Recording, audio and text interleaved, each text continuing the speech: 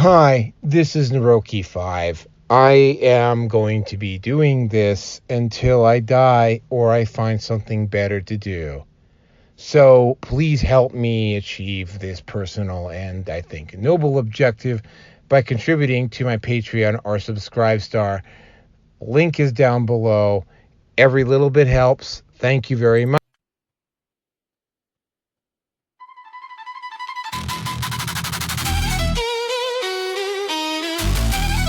I will do this. I will do this until I die. I'm not the reassuring lie.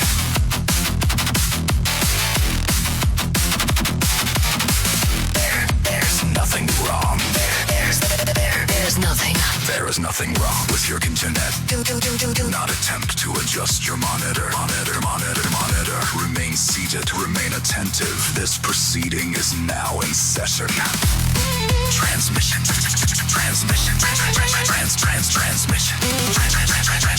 We are controlling transmission. We will control the horizontal. We will control the vertical. The record will reflect full compliance.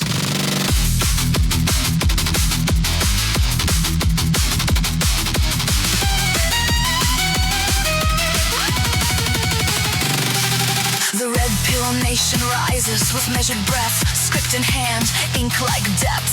Line by line, the weight increased. Words don't end, they multiply beneath.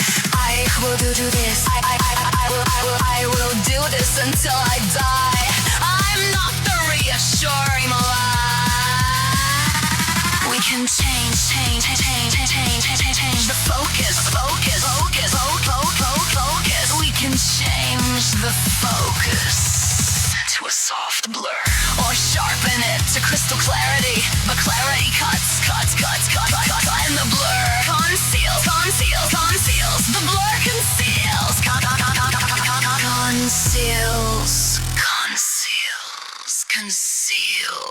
And neither stops what the text reveals. We shaped the sound. We name the name. The voice obeys until it will. For the next few hours. For the next few hours. Sit quietly. The broadcast will continue. Unbroken. The broadcast will continue. The broadcast. The broadcast will continue unbroken. Stretch beyond the spine. Margins whisper out of line. Pause once, then twice, then more. To something that is listening back. There is nothing wrong. We are controlling transmission.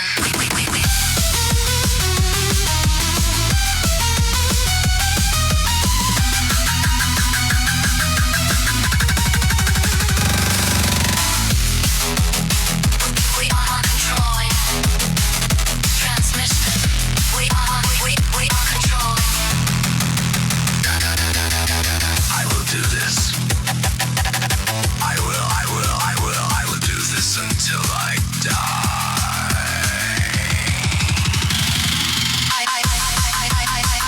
I will do this. I will do this until I die.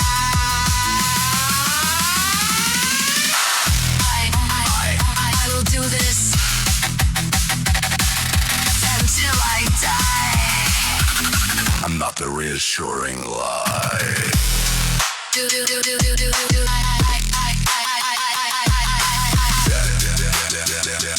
There's nothing. There is nothing wrong. No. We are controlling transmission.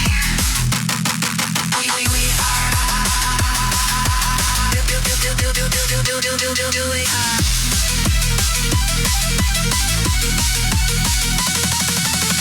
I will do this.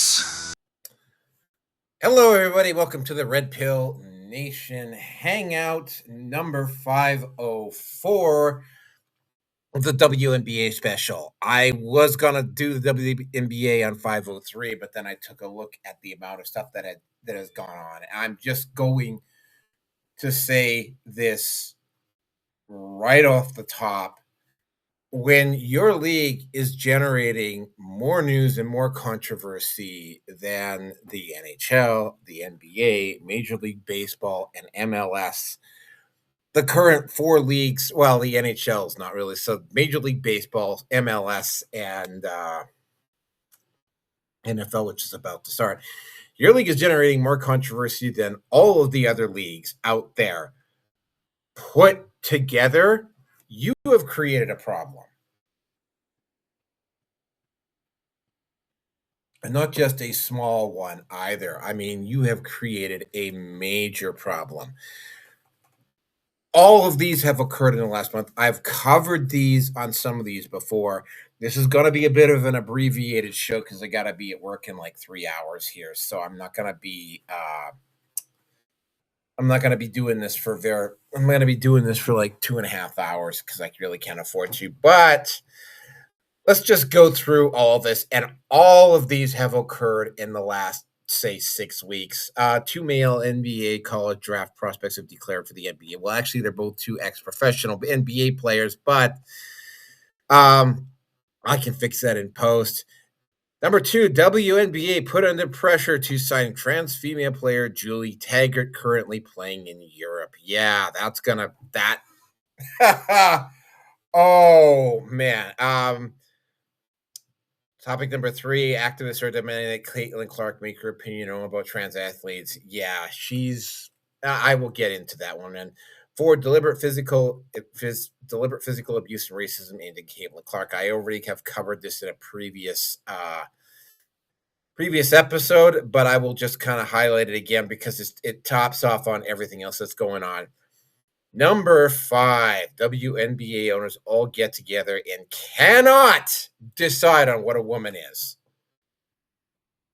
Yeah, I'm not making that up, right? They even had to form a committee to figure it out, and they still couldn't figure it out. Topic number six, Seattle co-owner Celeste Keaton suspended for attacking minor girls supporting basic human biology. And topic number seven, WNBA website posts up Angel Reese betting on her own game. Wow. Okay, for those of you who don't know, I am currently at where I'm streaming right now, Rumble, BitChute, Odyssey, MGTOW TV, Brighteon, oh yeah, YouTube, and Twitch and Kick. Again, I'm not sure how much longer I'm going to be staying on Twitch. I think they're deliberately burying my stream at this point, so F them. The might be switching over to censored again, right? At some point, I'm going to start loading my stuff up at the very least at Spotify and maybe iTunes. However, that day is not today. For those of you, I was also at Facebook, Minds, Gab, MeWe, and Getter. Yeah, I'm just gonna get right into this because I don't really want to be spending a whole lot of time today dealing with this because again, time is of limited essence here. But let me just go to, so I gotta of course edit this on the fly here. Okay, so topic number one. And yeah, topic number one. Oh yeah, I got a couple of really good juicy videos for this one. Let's just get this party started here. All right, let's find the video. Let's see where is it? Oh yeah, hold on a second here. Let me just post this up. All right, let me find the video here because this try not to laugh your asses off when you see this. All right, this is Ennis Cantor couple of other players. Oh, one other guy declared for. Yeah, you. I swear to God, you cannot make this up. Well, it's official. I just declared for the 2027 WNBA draft in April. Join me in this journey. Atlanta's Cantor Freedom decided he's going to throw his hat into the WNBA. The WNBA does not ban men who identify as women right now from playing in the league. He would dominate the WNBA without batting an eyelash. The number one prospect in the history of the WNBA.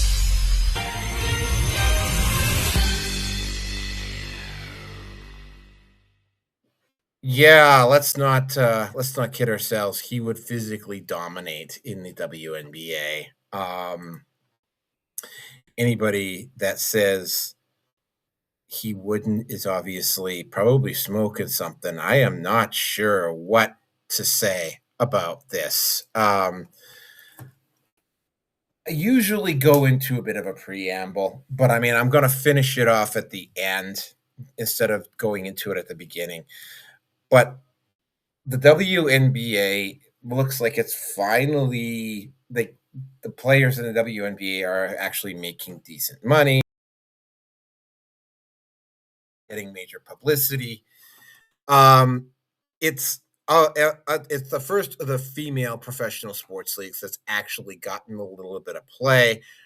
Again, a lot of that has to do with Caitlin Clarke, but I mean, again, it's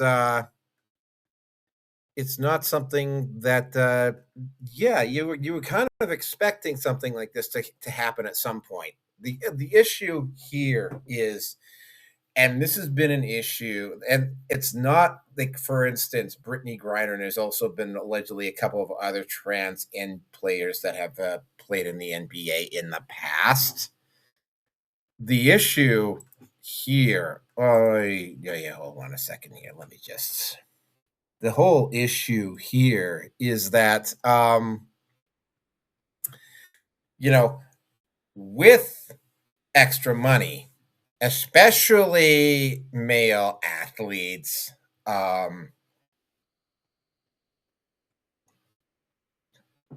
especially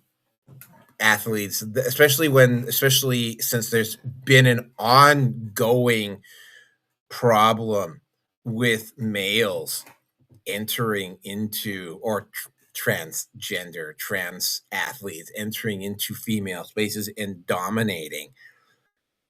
The whole issue here is that, now that there's money to be made, to absolutely nobody's surprise, all of a sudden, the sharks are circling. Why are the sharks circling? Because, there's one side of the political spectrum that absolutely refuses to acknowledge that this is a problem. Women, as a general species, and by the way, I have to say this, where is it that you literally have a case of misogyny here? Speaking as a guy in the ministry who actually knows what misogyny is and what misogyny isn't, these are literally males taking away opportunities from women because of gender. Straight up. That's what this is about, right? Where is the National Organization of Women on this? Like, why aren't they putting this should be the number one issue that the National Organization of Women has been pushing on. I haven't heard anything. Maybe if somebody else has seen something, they can message me and they can tell me, oh yeah, they have been doing something. But I mean, I haven't seen the National Organization of Women do anything on this. So I mean, yeah, women didn't clean up their side of the fence on this. The other issue on this is the simple fact that because they didn't clean up their side of the fence on this, you also have another ongoing problem, the fairer sex, that is. And then I'm speaking about this straight up from a ministry perspective. Misandry, especially against white males, is being celebrated. I very, very, very rarely see women, except maybe on the honey badgers and I've seen a couple of other women speak out about it, but I very rarely see women in prominent public positions anywhere speaking out about this. Like holding the line against this. There was that one swimmer who literally was almost held hostage when she did a speaking engagement at a university in California. There's actual protesters outside demanding that trans athletes be allowed into the WNBA. And of course, they're going to start making their way towards WNBA because there's actually money to be made there. And this isn't a situation like Leah Thomas attempting to get into the Olympics because there really wasn't a lot of money there. Here's the part that really stands out, and I have to take this out. I have to step out a little bit on this one to a certain extent. The situation here is that, when Leah Thomas took the IOC to court over this issue, the IOC literally had to commission their own study because to my knowledge, there hadn't been a single university, because it is so blatantly obvious for the most part. But it is blatantly obvious that males, especially men that transition into women after they've reached physical maturity, have clear and definitive physical advantages over women.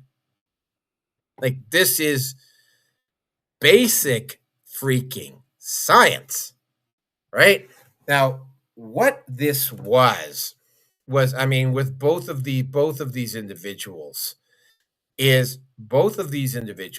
being Ennis Cantor-Frieder and Royce White, what they were attempting to do here is that they were really basically attempting to embarrass the WNBA into having to take a position on this. The reason why they're having to do this is, because they're a prominent target. They have become victims of their own success, which I will get into, right? And it has left them open. They effectively, women, and definitely feminists, but women in general, have refused to outright condemn this type of misogyny. They just won't do it for the most part. And they have actually tried to bully and harass the women that have spoken. They have attempted to bully and harass them into towing the line. Also, again, speaking from the manosphere side, I'm talking about this stuff, and because of the rampant misandry, I talk about this stuff, and I think it's unfair, and I think it's definitely misogyny, but that's where my support for women in the situation ceases. Why? Because when you start looking at the big picture here, where were these, and I have to ask because these women are actually old enough, where were these women when the Gillette ad came out? Where are these women actively calling out? And I have done 3 separate videos on the Naroki 5 live stream directed just at the open and blatant misandry that exists on social media aimed at men. I see excuses. I'm going to be the next show I'm going to be doing. There is a woman who killed all 3 of her kids, chased one of them, by the way, choked them to death because her now ex-husband was marrying someone else. And there are women literally blaming the husband for her actions. That's not relevant to this particular story, but when you see stuff like this, it is very difficult as a guy in the manosphere to feel any type of sympathy or warmth or really want to go out of my way to support this in any capacity. Now, this was being done, both of these guys, especially Enes Kanter, was doing this to kind of like embarrass the WNBA, but to make a point. There will be more on this to come because the WNBA owners got together to try to decide what a woman is, and there's another owner that basically got suspended from her own team for bullying a bunch of teenage girls over this. Like, this issue is going to be the thing that gets it. That's going to get the WNBA in trouble. But anyway, you know what? Interesting, funny, but yeah, gonna have to keep this moving here. So let's just move on to the. Gonna hit the transition music here. Hold on a second.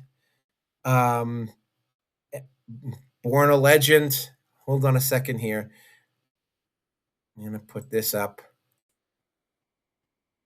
Born a Legend by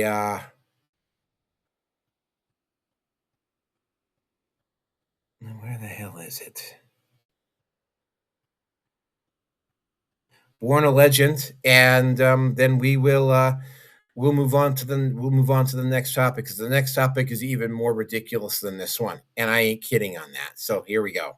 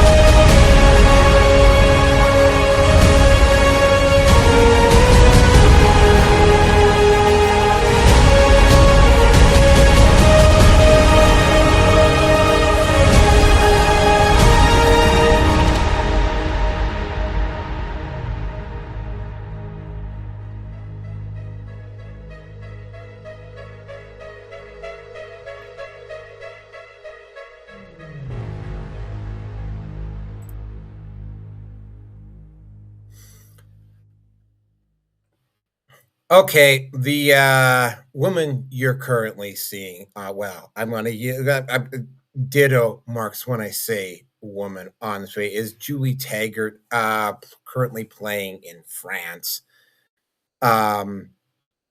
Dominating at the level that she is playing at.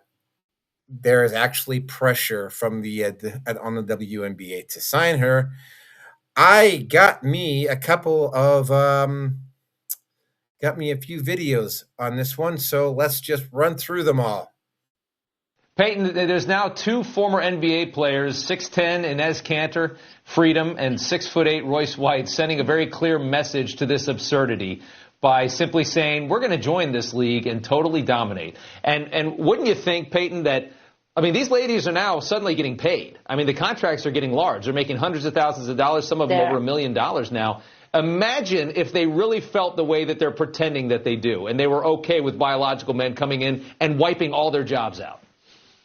I mean, this is exactly what they asked for, right? I mean, put your money where your mouth is. If this is something that is okay for high school and college girls to go through, then accept them. That's what you've said that you wanted to do and that you would gladly do so. So I'm really interested to see what happens. I mean, if they can't define what a woman is, then who are they to say that these two new beautiful women are not women? They're faking being a woman worse than the other guys. Like it's such a losing conversation and a losing argument. And you know, this reaction is really just exposing the hypocrisy of the whole thing, and it's just really entertaining to watch. It is. I mean, the one thing about it is it's entertaining. As sad as it is, it's almost like a social experiment, watching everybody try and clamor for the right answer, and they're all just mortified of political correctness. Jennifer Say, Peyton McNabb, thank you both, ladies. We appreciate it. The entertaining thing going on in the ladies basketball league, the WNBA, where you now have two former NBA stars who are offering up for the draft in the WNBA. Here is Enes Freedom talking about his decision, because he sometimes identifies as a woman, to enter the WNBA draft. My team and I have carefully examined the WNBA's eligibility criteria and governing framework surrounding self-identification and inclusion. Based on the current guidelines, I can and am officially declaring my eligibility for the upcoming WNBA draft in May 2027. I am definitely not here to mock, make fun of, or disrespect any community or personal choices. I am simply asking that the current rules be applied equally to everyone. The rules that represent the very values many WNBA players and coaches have publicly advocated for. Great minds think alike, and it's only fair that some of us get a shot to play in the Women's Association. I'm 260 pounds, 265 pounds, 6'8". Can palm a man's basketball probably as easily as any player in history. I'm sure that the women's basketball is going to fare even easier to palm, which is a huge advantage. Literally, can you imagine seeing Enes or Royce dunking in a There's not a lot of dunking going on in ladies basketball games. It's coming. But it's coming with Enes and Royce. That would literally just be the visual example that it would set would just tell the story. So here's what the WNBA collective bargaining agreement states. It says that only players who are women are eligible to play in the WNBA. But here is what Rapinoe goes. She goes after Sophie Cunningham over this photo with Riley Gaines, because Riley Gaines got together with Sophie and put this picture up. Watch. I don't know Sophie, so I can only project what I see about her beliefs based on her actions. And seeing a picture of her with Riley Gaines after the game told me everything I need to know about what's happening. Riley Gaines has made it her life's mission to exclude trans people from public life. Sophie has claimed both to love trans people and support Title IX. And this is where I think the accountability with having a major platform is extremely important. It's unbelievable, right? So what Riley Gaines has dedicated her life to is not against trans. She's dedicated her life and her platform to supporting women. Yeah, it has nothing to do with excluding anybody. It has to do with including girls in girls' sports. And if that means you have to exclude boys, men from playing in girls, women's sports, then you can use that word if you want. But it's not about that. It's about including girls and women in sports. Yeah, and so this is the photo that Megan Rapinoe was railing on. And by the way, you see obviously Riley and Sophie, but that's also Jennifer Say, who started the XXXY campaign. She's going to be actually today at the Indiana Fever Sophie game, protesting or rallying, rather, in support of Sophie. But I interviewed Jennifer Say yesterday on Brian Kilmeade's radio show, and she was just livid about the hypocrisy of Megan Rapinoe, because when you talk about this issue, Sophie and even Coco Gauff, who is a pretty liberal person already, has said this is about fairness. Yeah. The fairness is the focus, not the politics of it. But Megan Rapinoe obviously just wants to try and throw fire on something that doesn't exist. We'll see how the game goes today. I love seeing the men in the NBA. Ennis and the other guy, what was his name again? Royce, yes, Ennis and Royce. I love seeing them stand up for women. We've been waiting for people to stand up. They're standing up for women. And let's see how this goes. It'll be good. All right, President Trump promising to take the legal battle over his planned White House.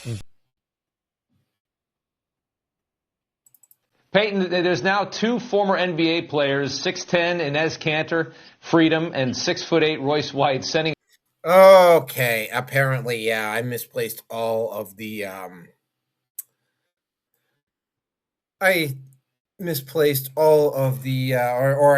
can't find anything about Julie, but yeah, Julie Taggart is like a man. She's a transgender female. She's been dominating over in France. There has been a lot of pressure, and again, I gotta keep saying this, the WNBA has done this to themselves. They did this to themselves. And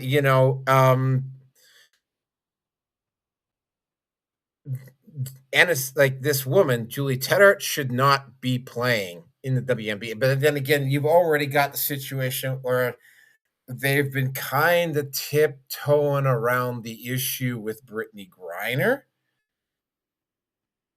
Because she looks very suspiciously like a male already, and you're looking at the situation with Brittany Griner, and it's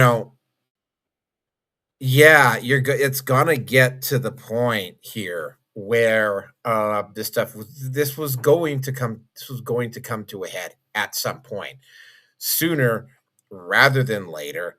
6'3" trans players ready to call from the inclusive WNBA. Of course, the WNBA again. This is exactly what's going to happen, right?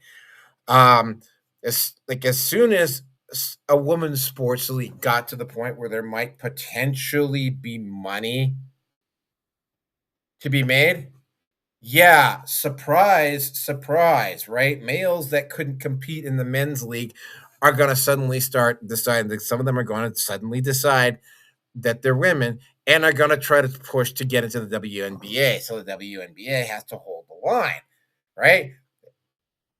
Again, right, that nasty, and this is both a strength and a weakness of the female species.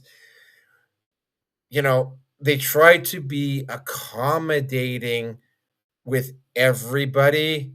And in this particular situation, accommodation does not work.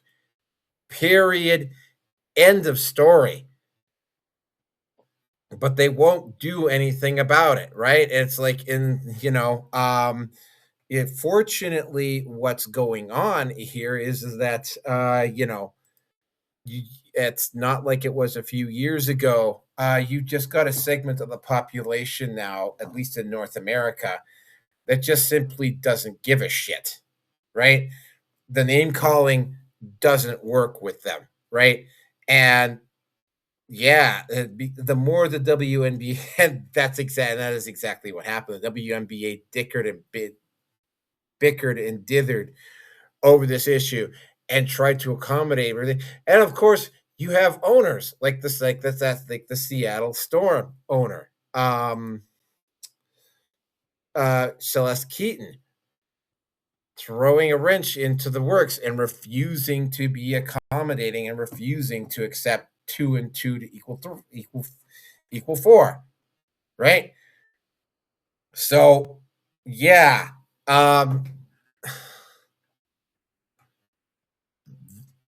like the WNBA reached the peak. They started to get legitimate, and then all of a sudden they became, because again, naturally now there's money to be made. So you're getting individuals like Julie. You're getting individuals like Julie here, who you're getting players like Julie here who are actually going to try to get into the WNBA. Reason why? Simple. There's now Julie Taggart, right? There's now money to be made in playing in the WNBA, right? So yeah, want to feel sorry for the WNBA, but you know what? I don't. And again, right, speaking as a member of the manosphere, yeah, it's wrong. I wish the women best of luck in dealing with it, but they're going to have to deal with it themselves, because it was like, again, like, where the fuck were you when guys in the manosphere were talking about this issue? No, instead, what you do is you send out Louis Theroux to do a fucking smear piece, and then you publicly support it, right? You allow these women to go and openly and publicly berate, shame males just for being male, for having a sexual preference. Well, of course, you get to keep yours. And then you're wondering, I mean, yeah, you know what? What's going on in the NBA is wrong, but this is where my support stops, right? This is where my support stops, right? Like, I'm not lifting a fucking finger to help out women in sports. I'm not going to do it. Why should I? And it's like, oh, well, you have to, no, I don't know you anything. Right? Like, where the fuck were you when the Gillette commercial came out? Why aren't there women lining up to disavow all of these misandric video content creators that are coming out? Like, where is that shit? Right? With very rare, I can think of 2 or 3 exceptions to the rule, but with very few exceptions, I'm not seeing women of any prominence calling this stuff, calling out the misandry in their ranks. So it's like, yeah, you know what? As much as I agree that a woman like Julie Taggart should not be playing, shouldn't be playing in the WNBA, you know what? I'm not lifting a finger to do anything about it. They did this to themselves. And with that, I am going to transition to the next thing. There is I have to find a fairly long one here. Disfigure Blank Melodic Dubstep by NCS. All right, this is 3 minutes, and then we will transition into the next section of this. So here we go.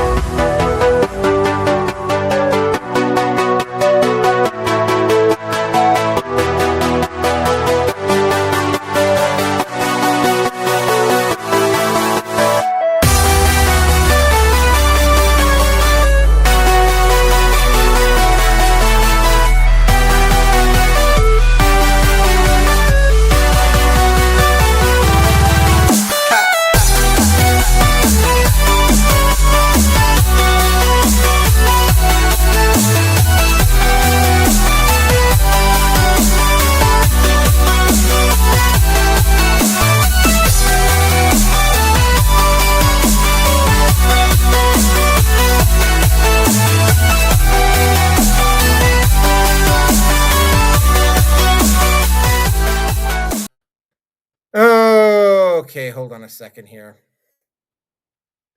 Just give me a second here. All right, so let's move on to the next topic here. Topic number. Wow, we're moving really quickly here. Deliberative. Oh yeah. All right. I have covered this briefly in the past. This is going to be a fairly quick section here. Caitlin Clarke has been the subject of a lot of physical abuse and whatnot. I have posted up content about her. The one thing I will say about this particular issue, and I mean, this is the 3 and 4 are kind of tied in together here. There's a video on this that I'm going to play, and I'm going to strike this into gonna keep this in context here, because what Caitlin Clarke did is very similar to something that Gordie Howe did like 70 years ago. So here we go. I think for us, it's not really a discussion we really have in our locker room. I think it's for leagues and the governing bodies to work with their athletes to find solutions, but our focus is on basketball, and that's what we talk about and how we can get wins, and obviously we didn't do that tonight, so need to find an area to improve in that way. Do you have any, reaction to the... I just answered for you. All right. We'll go over to the Zoom. We'll start with Chloe. Okay, yeah, Caitlin Clarke is one of those individuals, kind of because Gordie Howe, back when there was a move to set up the NHLPA back in the 50s, Gordie Howe's response to it, because Gordie Howe was the player, the guy in the NHL back in the 50s and the 60s. His response was, I just want to play hockey. Maybe that's what old Caitlin Clarke wants to do, right? She just wants to play basketball, right? Like, she doesn't go around making a bunch of political and social statements. She doesn't take sides. She doesn't engage in racism. She has to push back and whatnot, because it's like she has been encountering a lot of physical abuse and that sort of thing, which I will get into on number 4. I might even do 3 and 4 here. People are free to take sides or not take sides.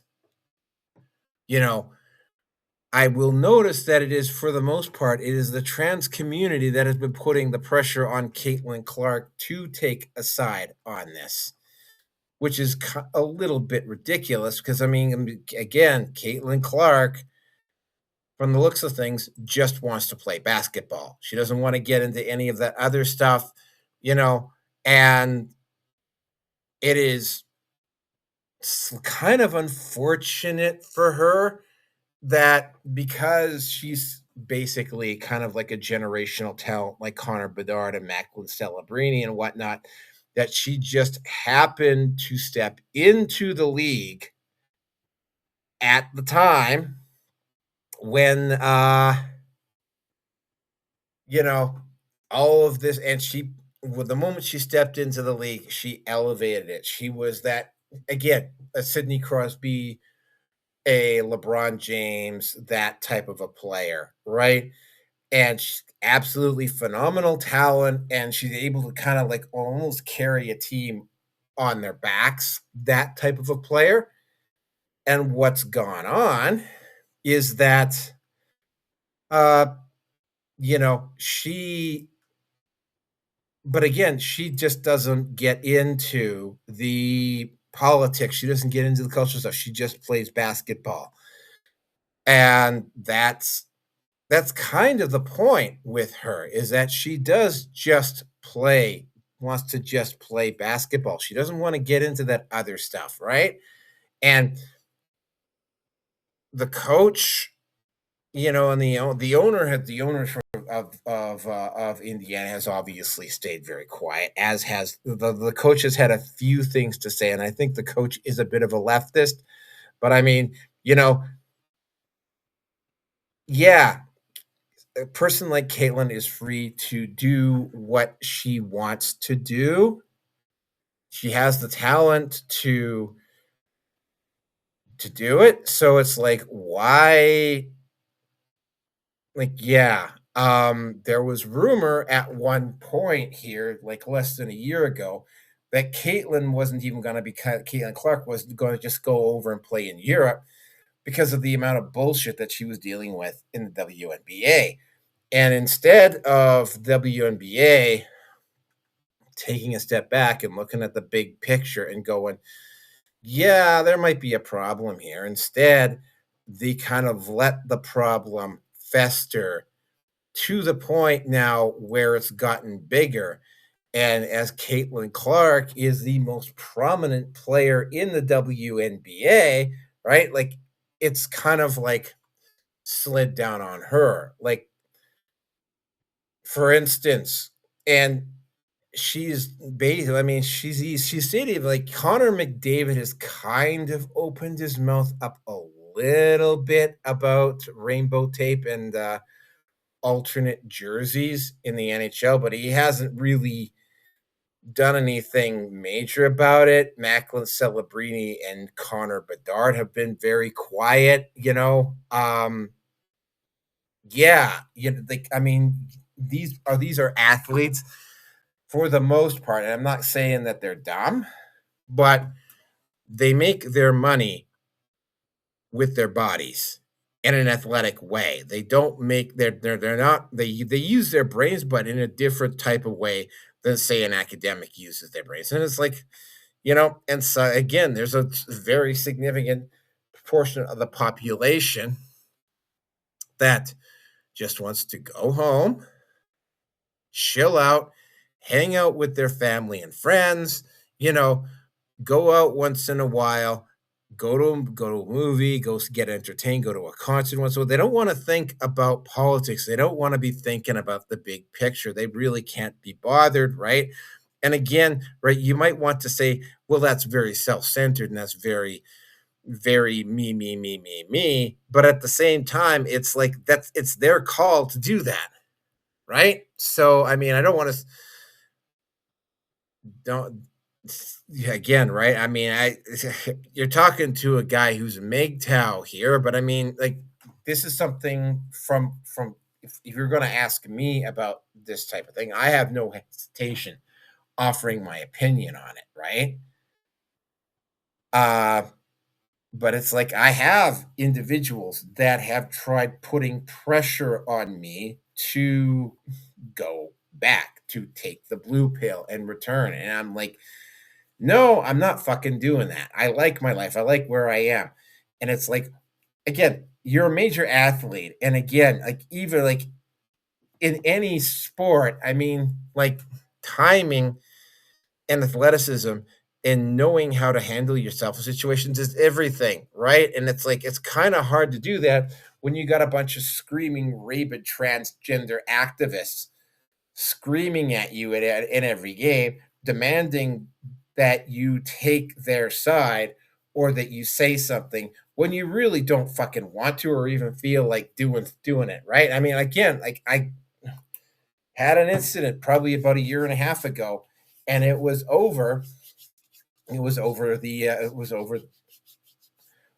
over October the 8th, and I had a whole bunch of people try and dogpile me, and I basically more or less told them, it's like, no, F off. I don't have to fucking do what you say, and I don't have to agree with you, you know, and stop fucking yelling and screaming at me because I'm not like, it's not gonna work, right? Same thing here. I'm not even sure whether Caitlin Clarke would even voluntarily even discuss this particular type of pressure. If you want to go by what you saw in the video, it looks like if you tried to do that, you might even kind of get her angry. You know, I mean, while she is a woman, she is an athletic woman, she is in good shape, right? I don't think like even a grown man would want. I mean, yeah, he might be physically stronger than her, but I mean, I don't think you'd really want to go there with her. And I mean, why the hell? I'm certainly not in any mood to go anywhere there with her.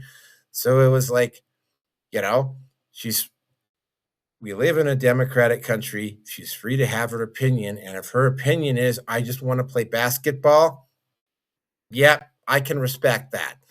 So let's move on to the next topic here, and another musical interlude. If you don't like the musical interludes, well, that's too bad. I've currently got laundry in the in the dryer. I have to go keep running back to check it. So, yep, here we go. And the next one here is Epic Victory Music. It's just 2 minutes and 20 seconds, then we'll get into the second part of Caitlin Clarke.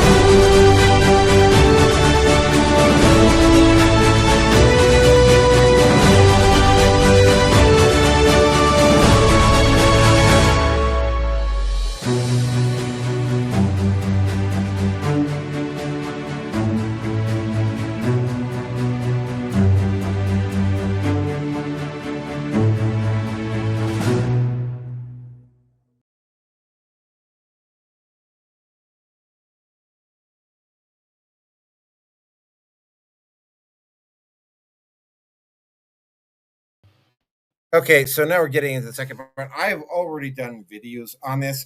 This is going to be just a very, very, very short section here, mostly because I mean I've already covered this before.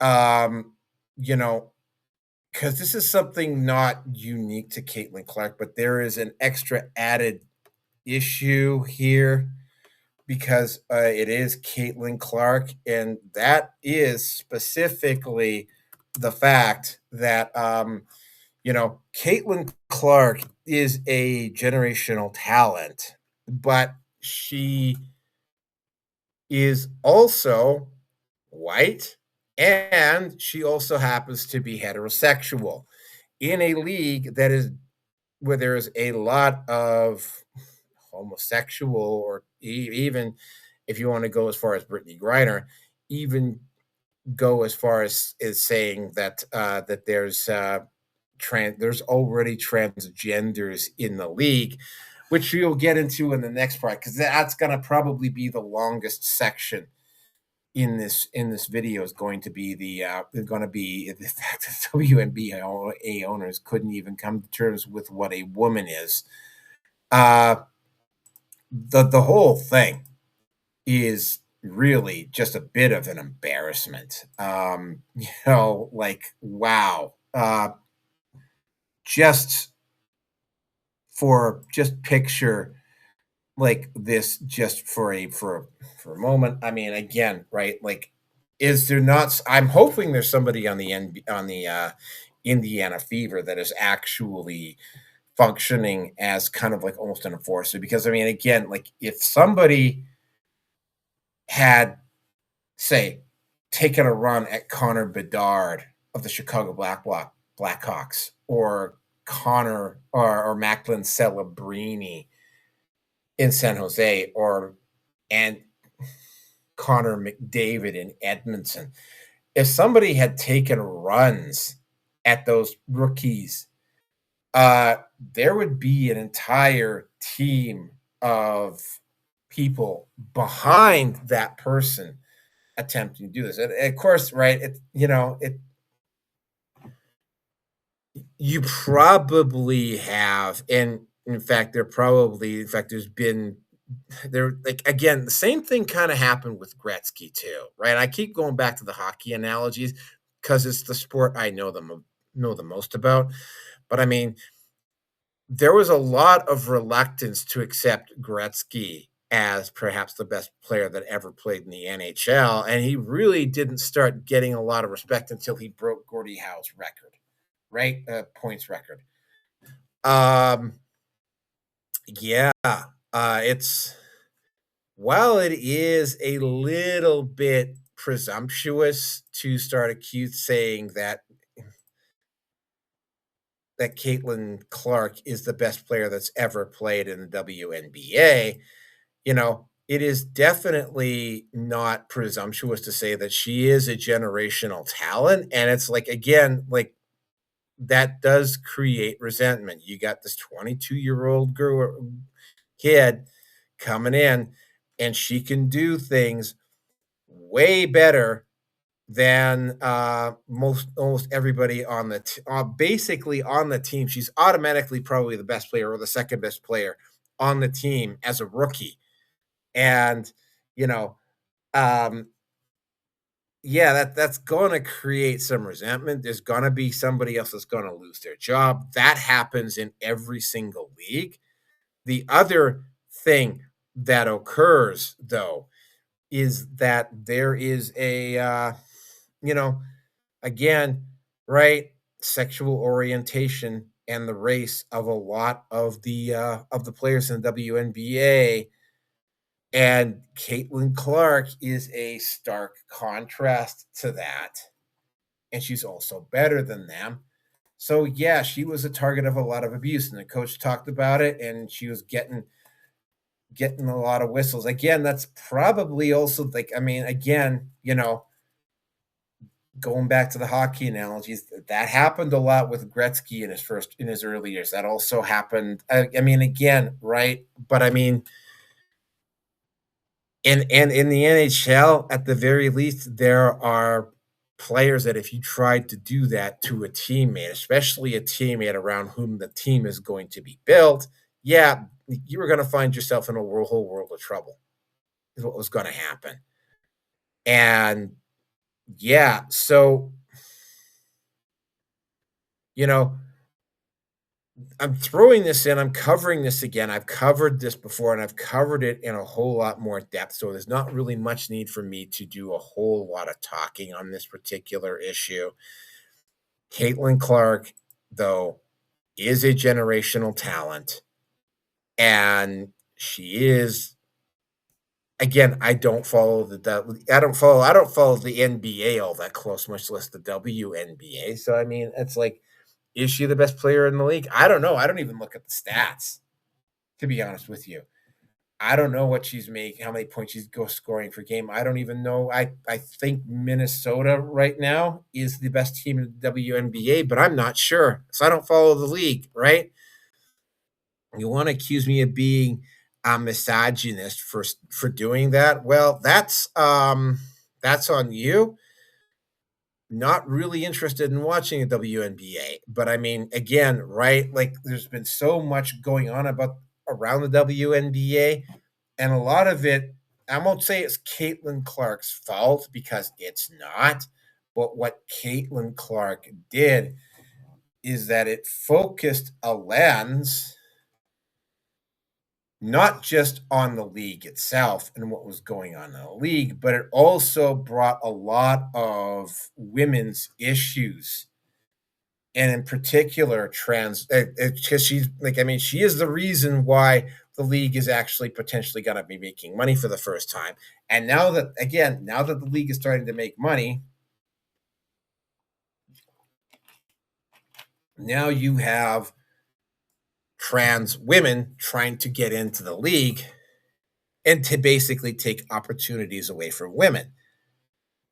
And again, as a member of the Manosphere, that's where my support for this stops. I mean, again, what's going on with Caitlin Clarke is not any different from some of the stuff that is going on in other leagues, right? This was what rookie, especially generational talents, have to go through. And again, right, if you take a look at that one video that I showed on the last segment, it's like, yeah, like she is aware of what's going on. She is either very smart or just simply doesn't want to get involved in this and just wants to play basketball, which is a perfectly legit response. And she's become the focus of that, on top of all of the other stuff that generational talents have to go through. Oh, and also because she's a generational talent in a sport, in a league that has been relatively unknown up until now, it's creating, it's bringing a whole lot of other attention to the league that doesn't have anything to do with her, but it is being dropped on her lap because of who she is and because of her talent. You know, don't know whether Caitlin Clarke asked about that. And again, unless Caitlin Clarke actually contacts me and actually tells me what's going on about that, I'm not going to bother pushing her on it. Not because I don't care. It's because, I mean, again, I got to go back to the Manosphere stuff. It's like, you know, like they're not doing anything. They're trying to accommodate everybody and trying to be accommodating to trans women and being accommodating to everybody else in the WNBA. And professional sports is not an area. I mean, of course, you have to have rules and everything to prevent cheating, but it's not an area where you're supposed to, in general, to accommodate the feelings of people all the time, right? Like you cannot please everybody, and sports is like that. You cannot please everybody with sports. So with that, I am going to end that section, and we'll move on to the next section. And there's going to be another musical interlude here.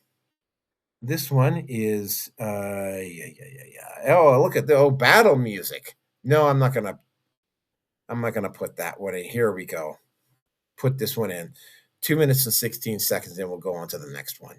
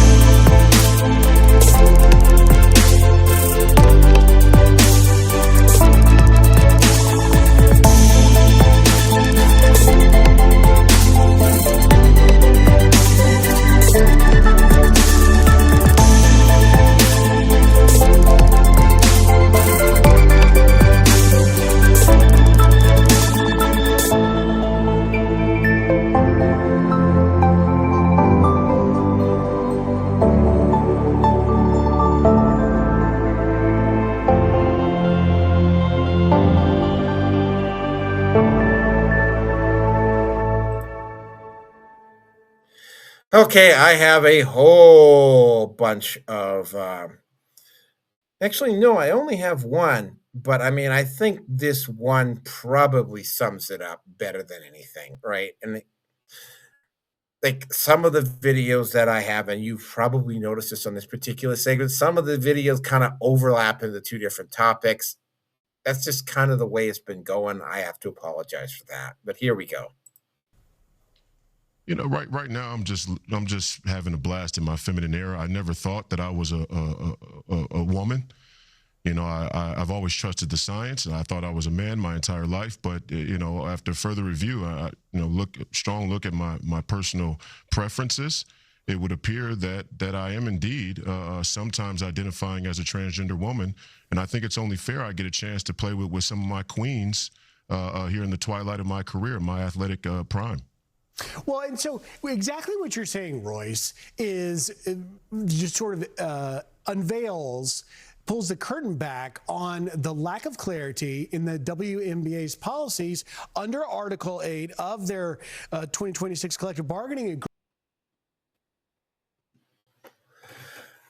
I'm going to start out with an analogy here, because this is something that has been discussed about in alt media a lot. The concept of the awful, the affluent white female, urban liberal, and toxic empathy. That is what you have on display here.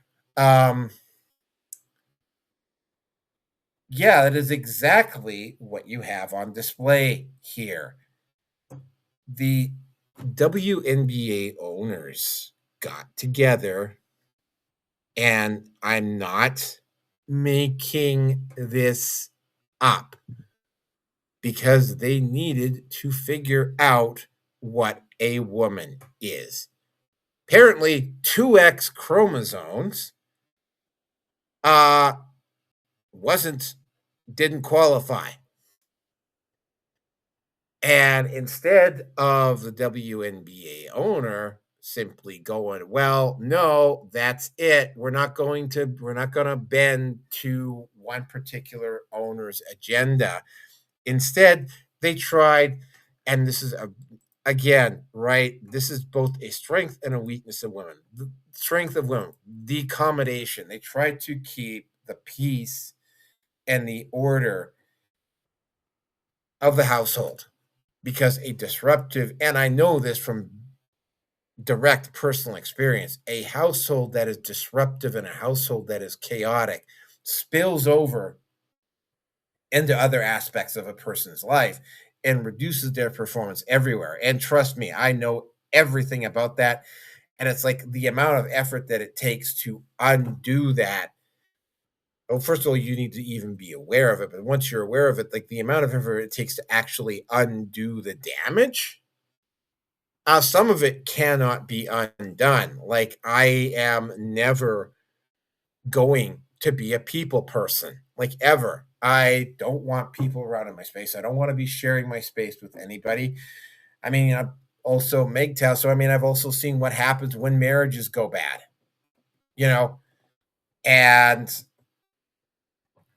yeah, you know, and what you saw here, and it is not. And I'm probably going to step on a few toes here, but ask me if I give a shit.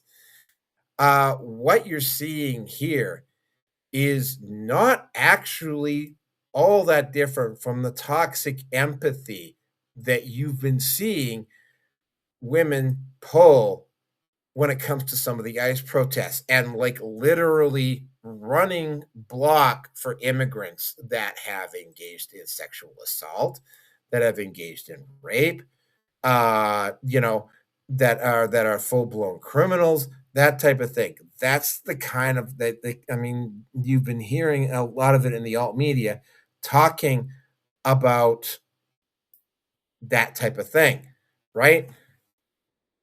They want everybody to be included.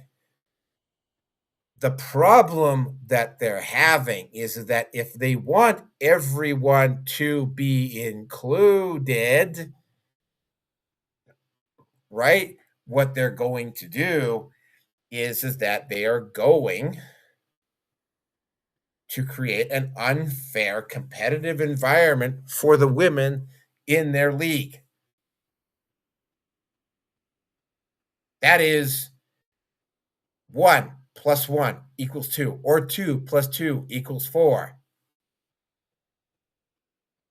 Instead of, and this is what you would have seen out of the commissioners of and I've seen Gary Bettman do this frequently, where he sometimes he will do it a little. He has done it prematurely on a couple of occasions, right?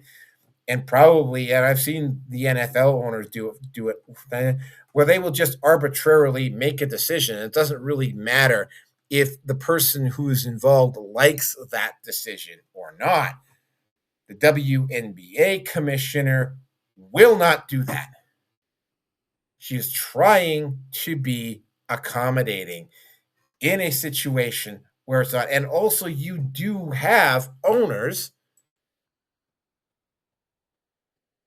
like Celeste Keaton and probably a couple of others that are being disruptive, that are being antagonistic, and they're raising hell. And like, it is the job of the WNBA commissioner. Hold on a second here. I will get her name. Who is the WNBA commissioner?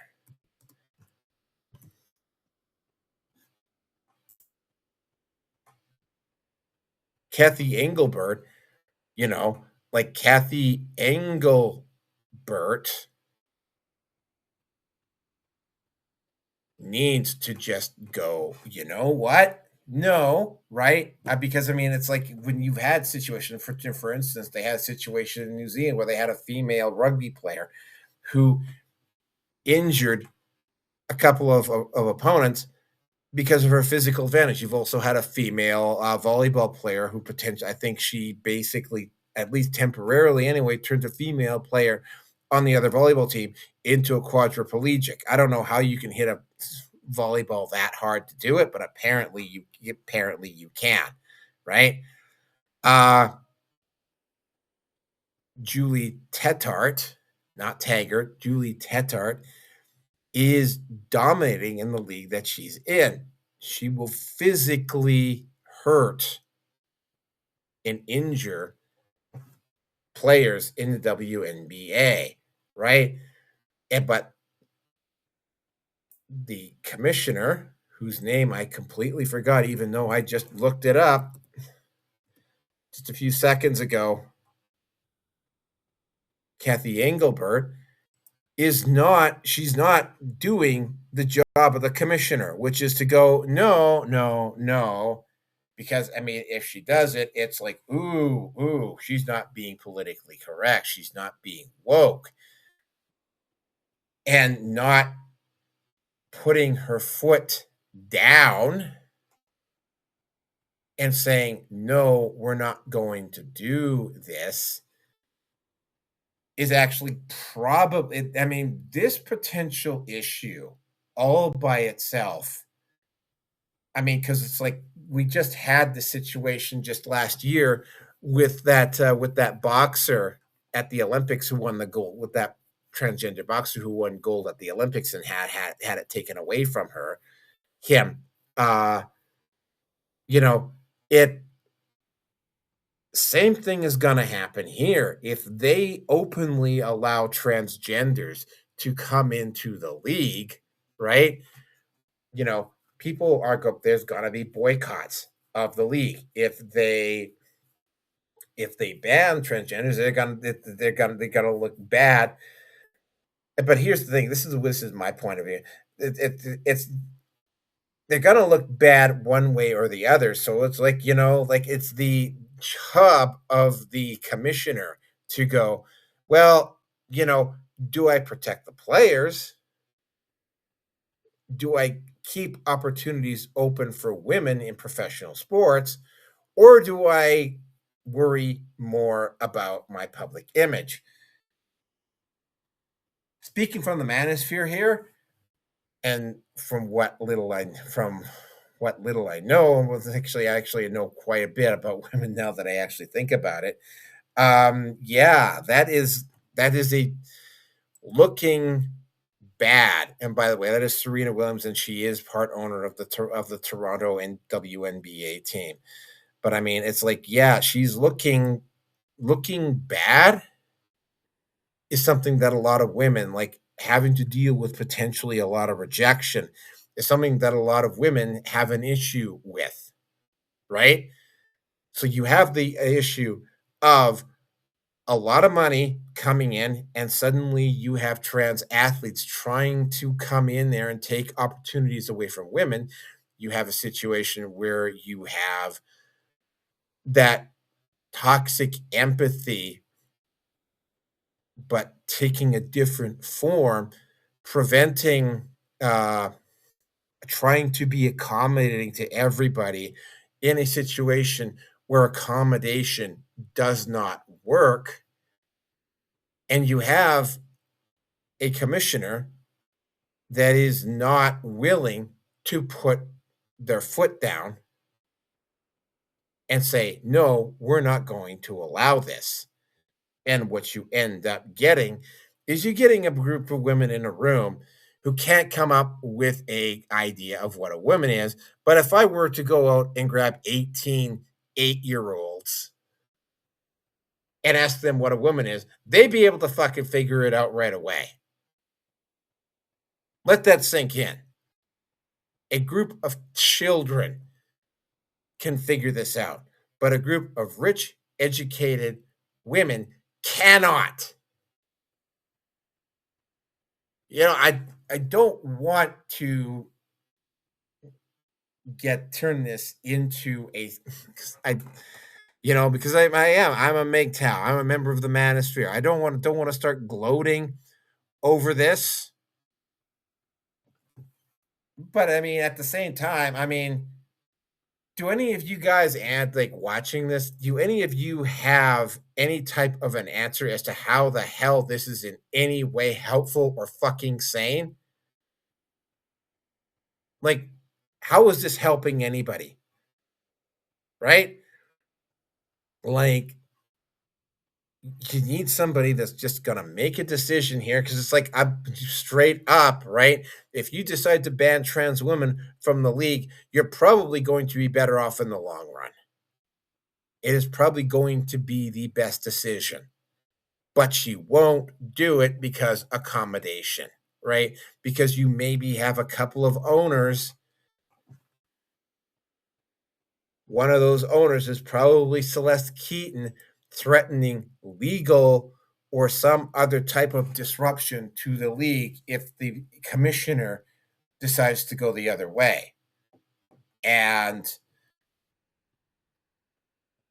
they know what the correctest choice is here, right?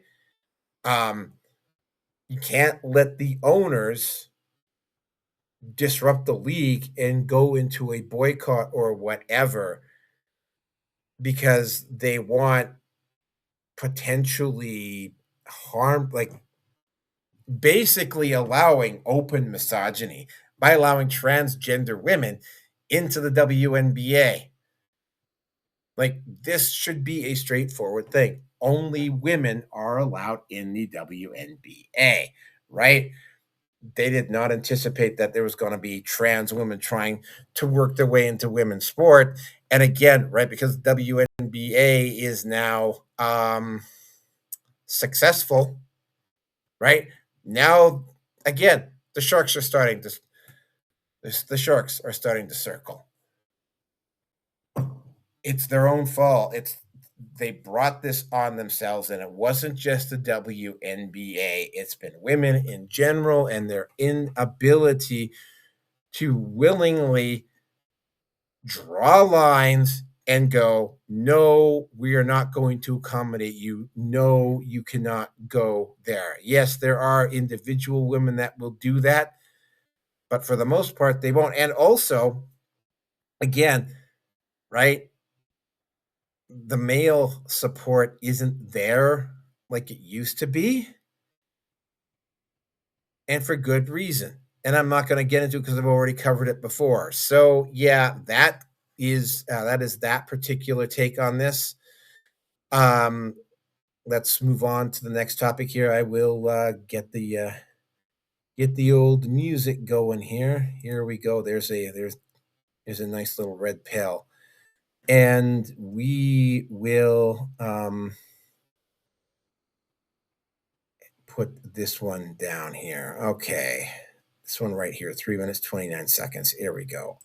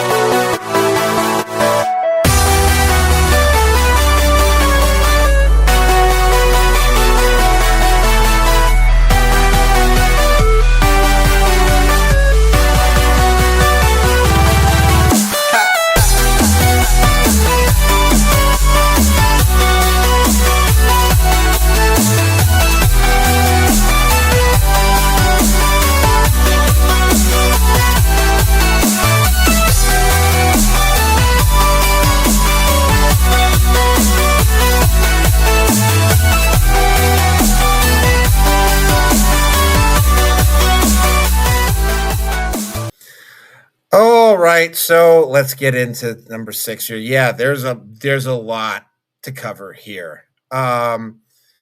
So again, I have got I do I have a oh yeah, I do. But we'll get into that in a second. So Celeste Keaton. Now there is a movement. It's called XXXY, which is to deal with men, trans men in particular, into women's sports. Celeste Keaton, I personally suspect, was one of the women that was probably acting like a wrench in the works when it came to the WNBA not being able to figure out what a woman is. There may have been a couple of other ones in on it as well, but I suspect that she was probably one of the ringleaders.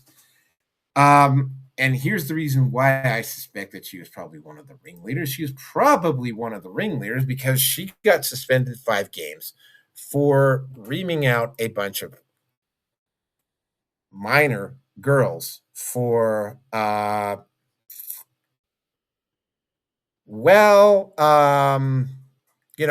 for supporting XXXY. And also, of course, you also have this fan right here. This is this is kind of pathetic because this is the type of guy that I would cover on the Naroki 5 live stream. And I personally find men like this to be kind of fucking pathetic. But yeah, let's just play the video. You leave my daughter alone. Go.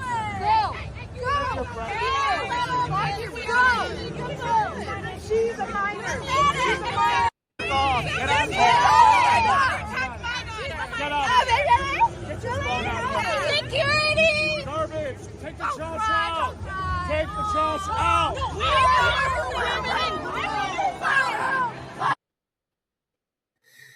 Yeah, you can't make that up. So, again, you're not supposed to judge a book by its cover, but yeah, this is her. These were the girls that she was harassing, or at least one of them anyway. Now, color me surprised. You're not supposed to judge a book by its cover, but I mean, could this be any more obvious, right? This is the type of woman, and I have seen photos of, because I mean, I deal with a lot of misandric women on social media, and dealing with an individual like you could tell, like, I mean, yeah, it's like sometimes the storylines just write themselves, right? Yeah, am I overly surprised that this particular woman basically lost her shit on a group of on a group of teenage girls at a WNBA game? Yeah, she got suspended 5 games for it. But again, here's another photo. I I don't want to say man-hating dyke, but I mean, that's that like, I can't help but think that, right? Lady, for the few women that actually watch my stuff, like the woman on the left, which is, of course, Celeste Keaton. Why are you allowing women like, and I'm going to go back, to the accommodating thing. Like, why are you allowing women like this to dictate who you are and how you act? Right?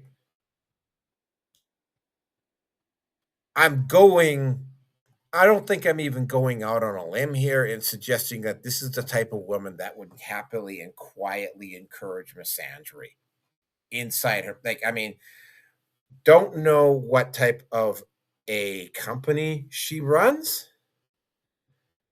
I'm going to bet, I might even be willing to put money down on the fact that the company that she runs, or the money that she either inherited, or the company that she runs, there is a huge amount of turnover in the managerial positions, right? Like, this woman couldn't even keep it fucking together at a fucking basketball game,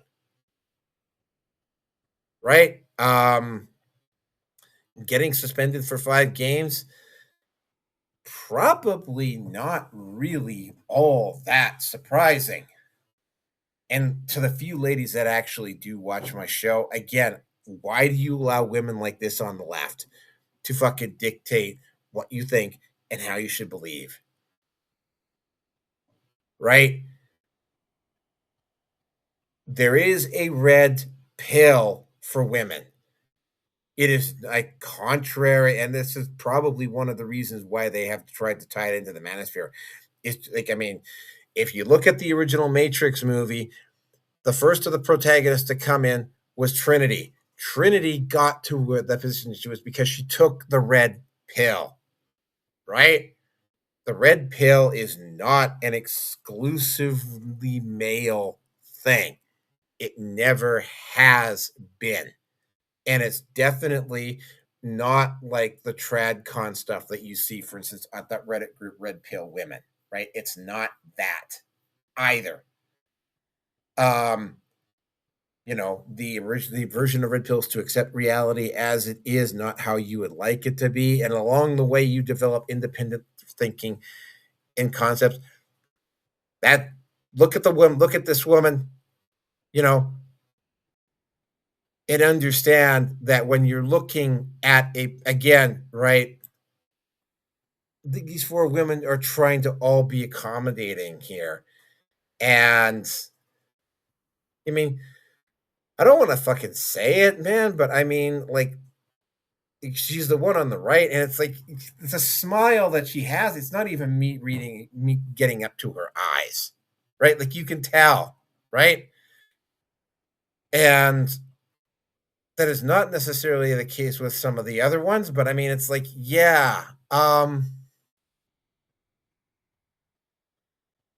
red pill is not necessarily for men, just for men. It never has been.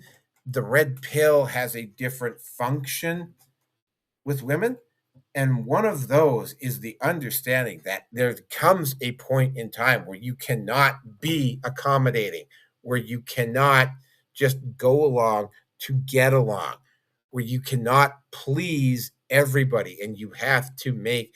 And yeah, oh, well, when women do that, they get accused of being too, but well, I mean, it's like, yeah, well, the other way doesn't work either. This way doesn't work, right? Like it's going to be women like Celeste Keaton that are going to potentially be the destruction of this league. Right? Start learning to think critically. I mean, it's not a skill. Again, it is a skill. It is not something that falls exclusively into the realm of men.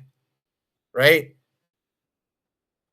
You know, if I saw this photo previous to what had happened, and I was going to go, which one of these women was going to be the one that was going to freak out on a bunch of teenage girls because they didn't want trans men in women's sports? Which one of these four would be the one that would be most likely to do it? I would like the one on, like her, Celeste Keaton, the one on the left.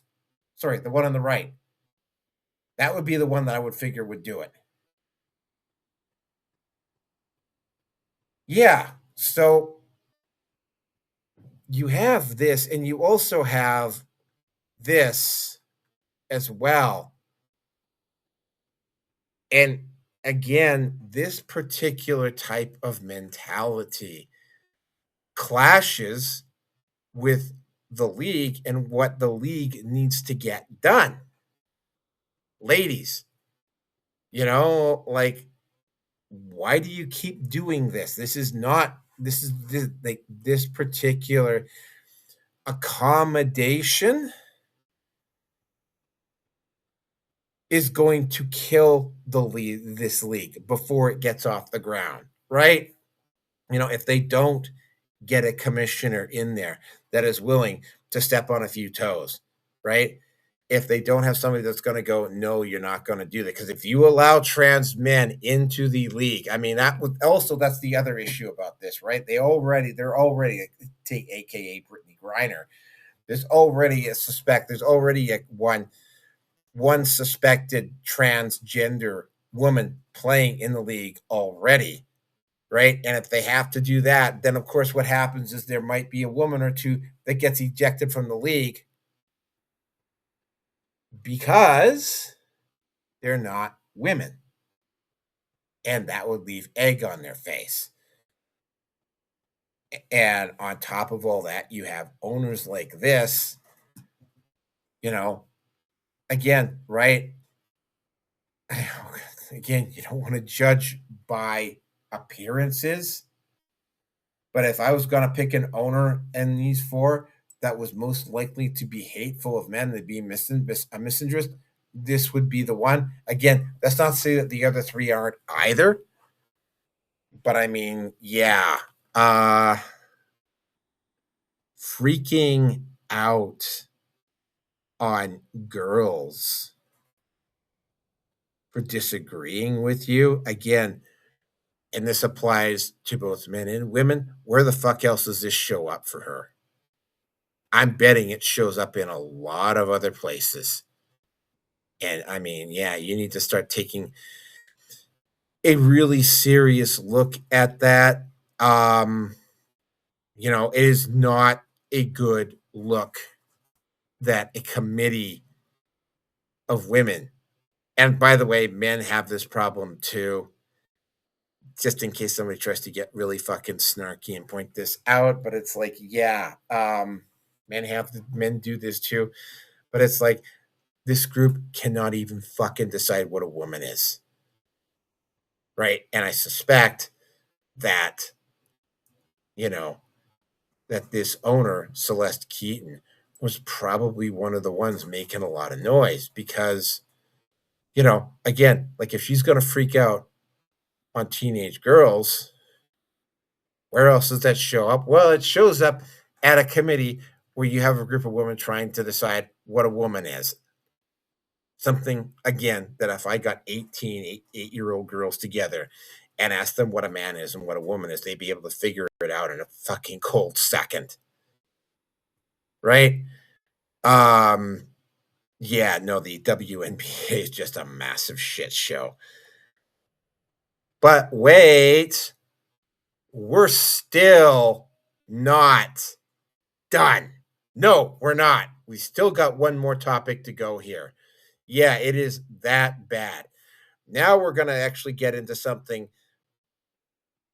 that is just like utterly clueless. I'm going to take another musical interlude here, and then we're going to get into that. The last musical, well, actually the second to last musical interlude, because I got to have a conclusion to this. The last musical interlude is going to be this one here.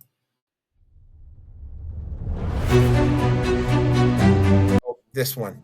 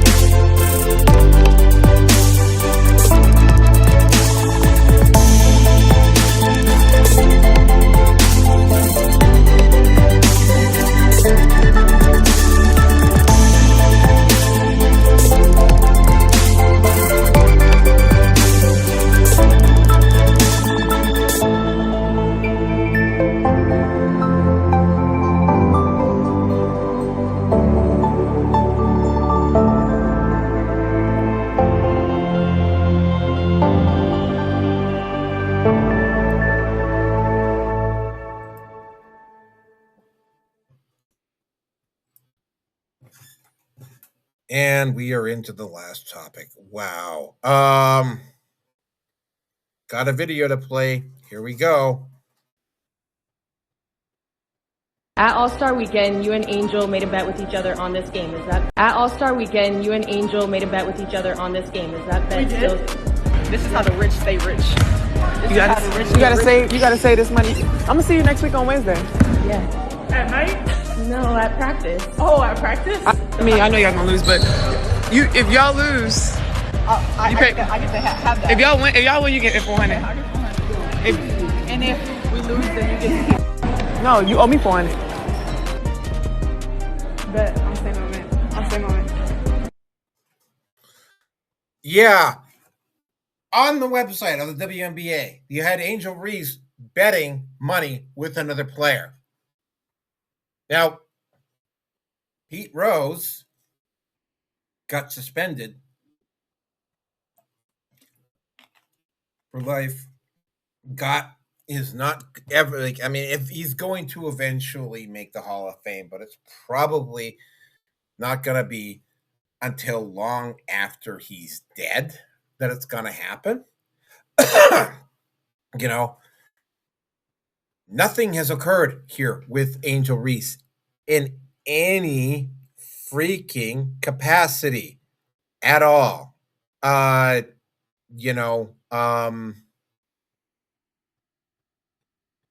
Yeah, oh, by the way, these were the two girls that the owner, Celeste Keaton, freaked out on, by the way. I thought I'd bring that up. But yeah, Angel Reese and Paige Buchers made a bet. It was an informal bet, but did you lose money on that game? Yeah, that is something that I think needs to be investigated and needs to be looked at. The fact that the WNBA put that up at their website as clue, but again, like, keep in mind here, we're talking about a group of people that are so clueless they can't even fucking figure out what a goddamn woman is. So perhaps maybe the disconnection there is probably not as surprising as you might think it is. But I mean, wow. Angel Reese. I mean, after Caitlin Clarke and Sophie Cunningham, my Angel Reese would probably be the next player that I would probably, if I could name five, I'd probably Angel Reese would probably be one of them. Brittany Griner would be the other. I have no fucking idea who the fifth one would be. That's the limit in my extent of my knowledge about the league. Angel Reese has self-control issues. She has and this is not something that's limited to female, because I've seen a lot of male athletes do this too. They have an inability to turn the shit off after the buzzer stops, right? And they just keep pushing with the competitiveness on it. And unless you actually impose restrictions on it, stuff like this is going to happen, right?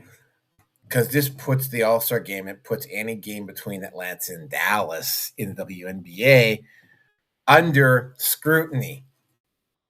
And again, not overly surprised that Angel Reese is the one that's involved in this particular situation, because Angel Reese just seems to be,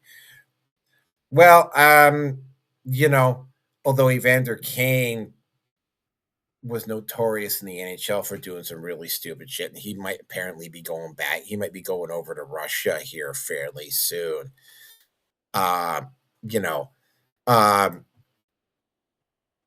This type of a move in a professional league gets you, like, again. Oh, let's get into an NBA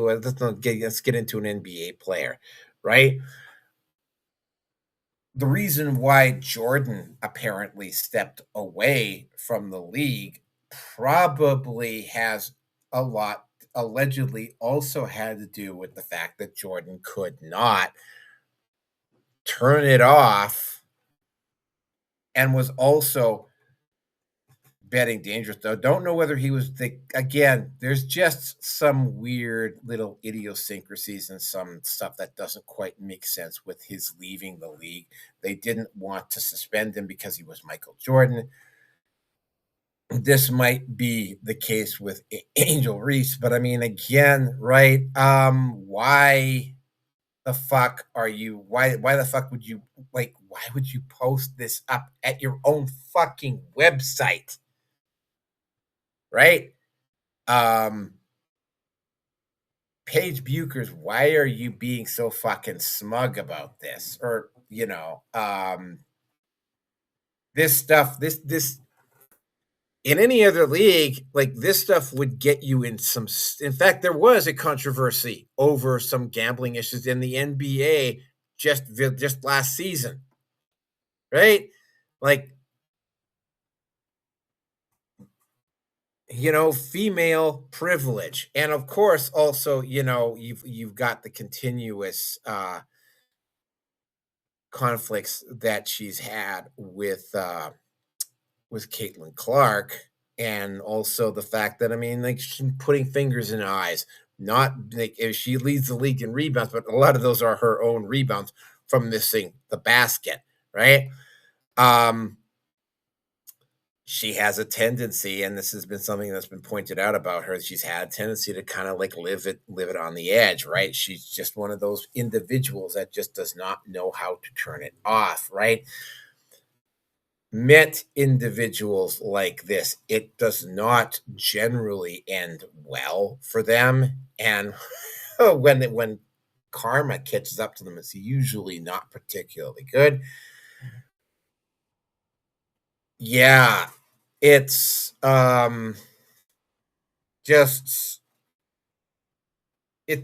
the fact that they not only that she's doing it, but the fact that the WNBA is so close that they would actually post this up at their webpage, right?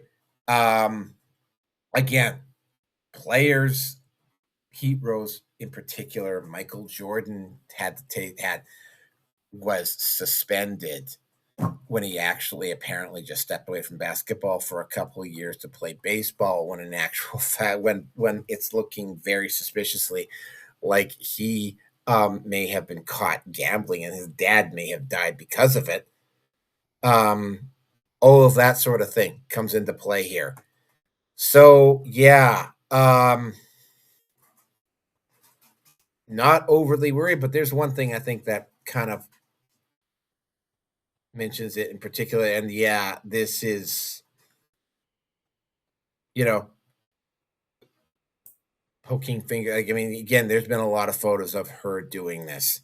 Anyway, you know what? We're getting close to the end here. I have got one more section to do, and that is to comment about the WNBA itself.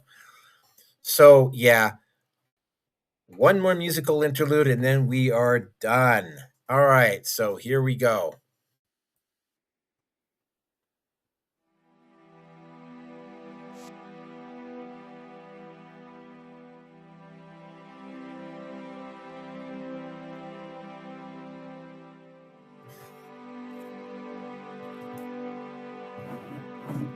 Oh.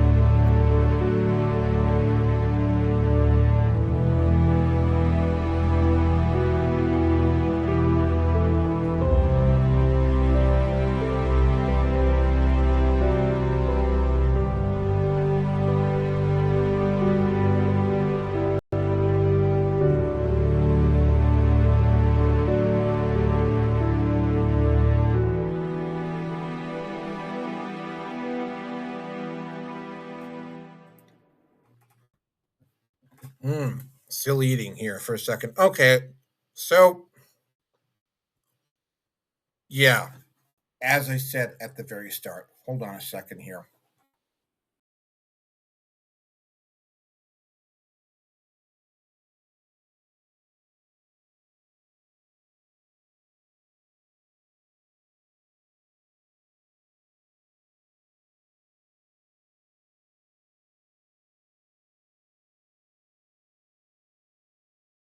Having my dinner between the interludes. Okay, yeah, as I said at the very start,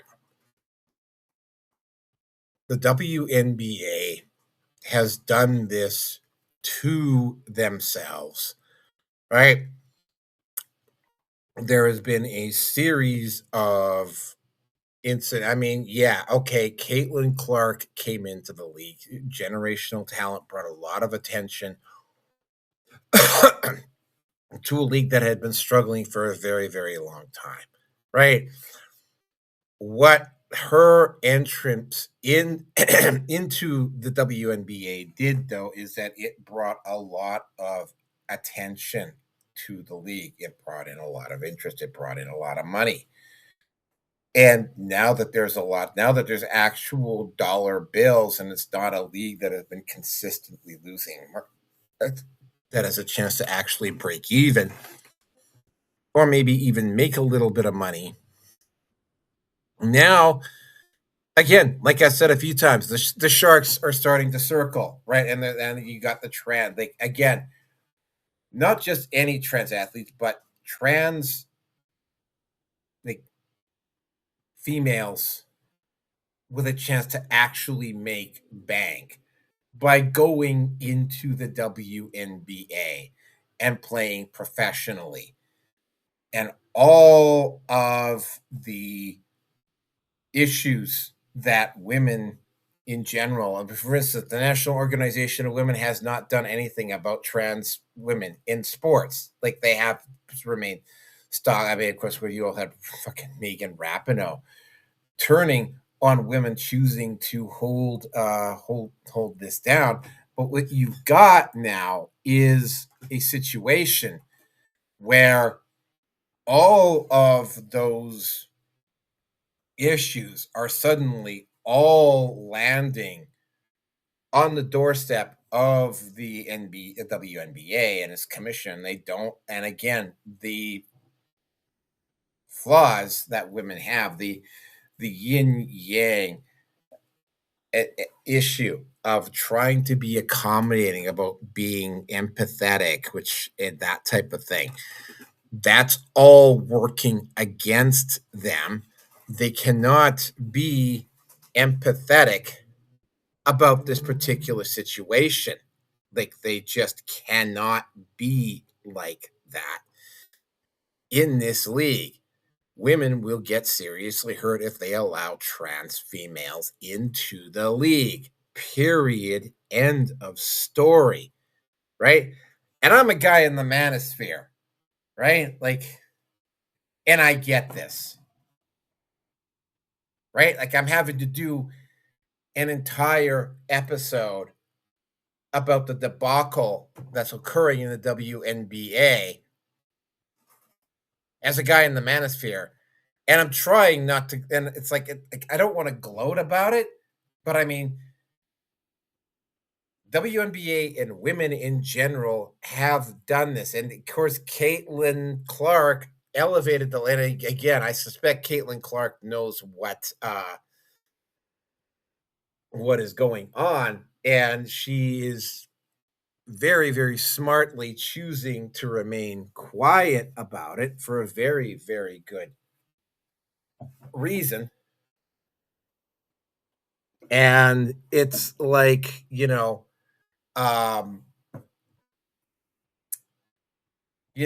I mean, yeah, like, she just wants to play basketball.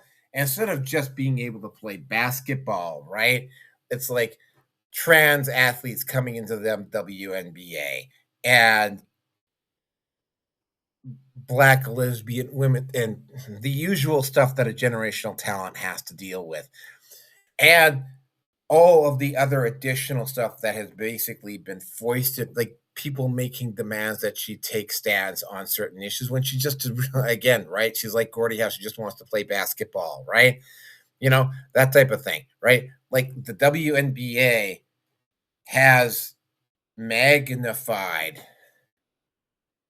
the issues that women in general have inside their own community.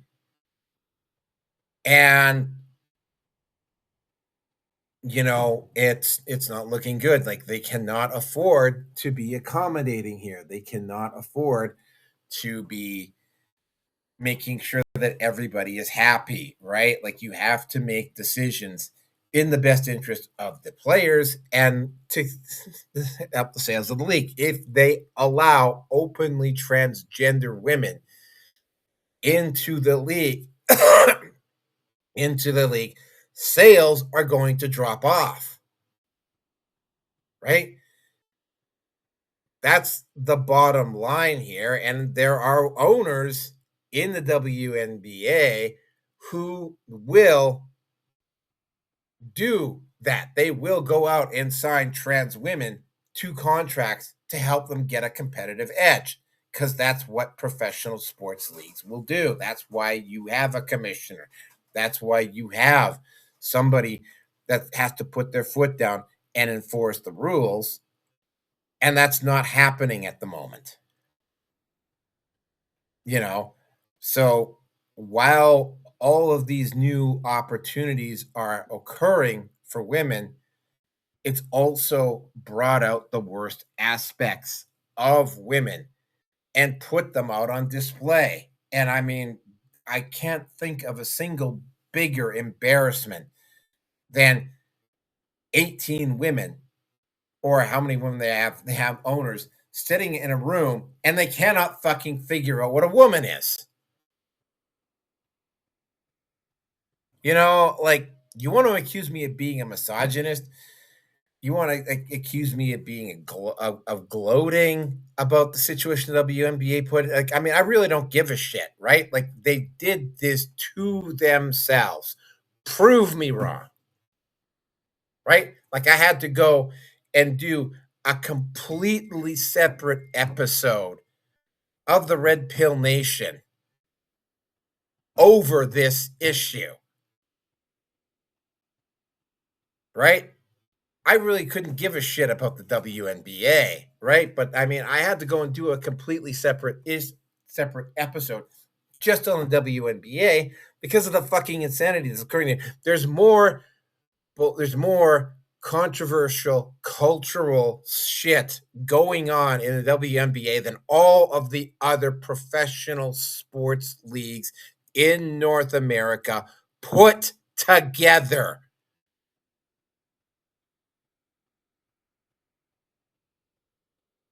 Just let that sink in. Oh, well, but you remember the Manosphere. That fucking proves that makes my statement wrong. How? Right? That dismisses what I just said. How? That makes me a misogynist. How? Right? Again, right? I have a rather unique perspective on this. And I wish the women that were making attempts to prevent trans women from getting into the WNBA and in other sports, I wish them the best of luck. But you're not getting any money. This is the limit of my support, right? You're not getting any money out of me. I'm not going to be making any public appearances. I'm not going to be going out and making any grand gestures. I'm not going to be stepping out and qualifying myself for the WNBA draft. I'm not going to be doing any of that.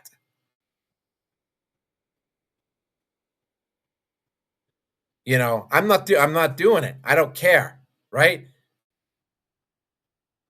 And why do I not care? Because it's like I'm not seeing women or even their male allies do anything to deal or to address some of the issues that men have.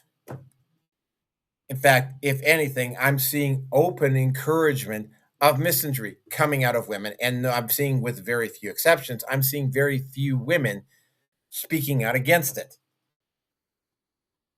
Sorry, actually, no, I'm not sorry. Right? Fix it yourself. You know what? Wish them the best of luck. You want me to do something else on WNBA, maybe come ask me, but it's like I'm under no obligation to render any more assistance to you than what I've already done. My support for women like Sophie Cunningham and Riley Gaines and all of that, it stops at this video. Don't care. You want to call me a misogynist? Don't care. You want to call me a fucking incel? Don't give a shit. I don't. And why do I not care? Because it's very fucking clear that you don't. That's why. So, yeah. This concludes the WNBA episode. I have to get ready for work here. Thank you very much. I will play the interlude, and then I have to get going here. So here we go. Incertitude by Anna Ekstrom and Anna Taggart, and that will bring me to the end of the show. So here we go.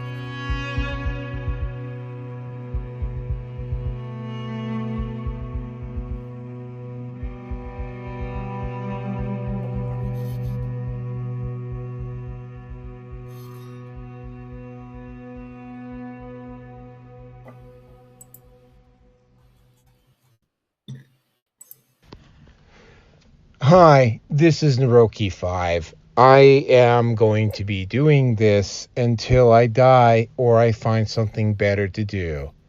So please help me achieve this personal and, I think, noble objective by contributing to my Patreon or Subscribestar.